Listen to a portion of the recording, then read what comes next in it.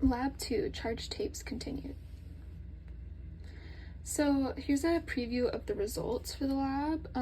Here we have the calculated magnitude of a line of charges and the computational model of the magnitude of the electric force. And then just a recap from lab 1, here are the calculated magnitude of charge for a point charge and the computational model of a point charge. So the purpose of this lab was to experimentally determine the temporary charge of a tape when it's ripped from another piece of tape, treating the tape as a line charge rather than a point charge, which we did in lab 1. And under normal resting conditions, the tape would be neutrally charged. So in this lab, we were comparing the temporary charge of a tape when it's treated as a point charge, like in the first lab, versus when it's treated as a line charge, which we did in this lab. And this was also to demonstrate physics concepts including Coulomb's law and Newton's second law.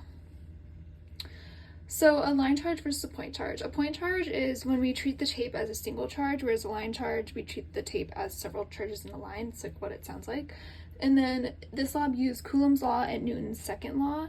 And with the floating tape on top, we could equate Coulomb's law to Newton's second law because the acceleration was 0, and use this to solve for the charge. So the experiment details, it was the same as experiment 1. We ripped the tape we create the charge tape by ripping it from another piece of tape, and then we make 2 of these tapes, hold one over the other until that it floats, and like measure the distance between them. So yeah, same procedures as lab 1. Here are the initial conditions, assumptions, and approximations. So we assume that the tapes initially have neutral charge and that the forces acting on the top tape, floating tape, are equal and opposite in magnitude. Since the tape is floating, acceleration was 0. And then we treat the tape as line charges, and since the line charge model involves multiple charges, the number of charges is approximated. And then here we have all the values from the lab and the calculations to find the charge. So here's the coding and computational model.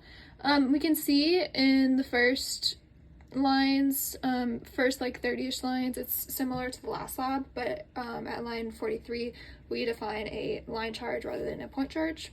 And then here is the computational model also, where we can see there's like a bunch of charges in a row, and we also have the magnitude of electric force and magnitude of gravitational force from the computational model.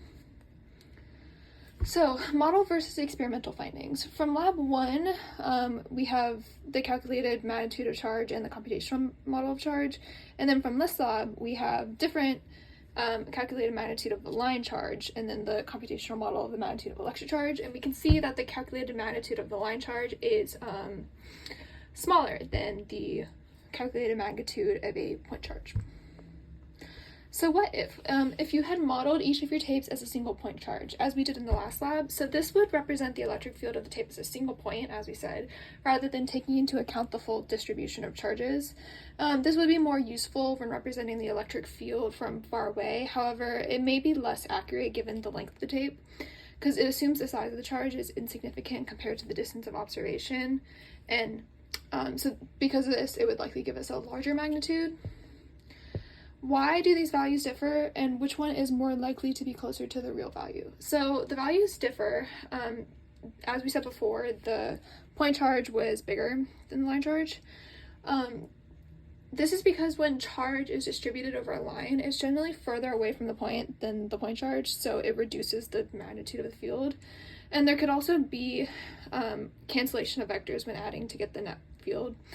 However, due to the size of the charge distribution on the tape being like a long linear object, it is likely that the line charge model is more accurate since the charge is spread along that length. A point charge would be a better model for a more concentrated charge over a smaller area. For potential sources of error, we have the number of charges was approximated for our line charge model, so this may affect the accuracy of the magnitude that we calculated. And also other outside factors could affect the charge, such as like it being winter and cold, static electricity, etc. And then also human error in carrying out the procedures could affect the creation of the charge tapes, so that's another potential source of error. And that's all. Thank you.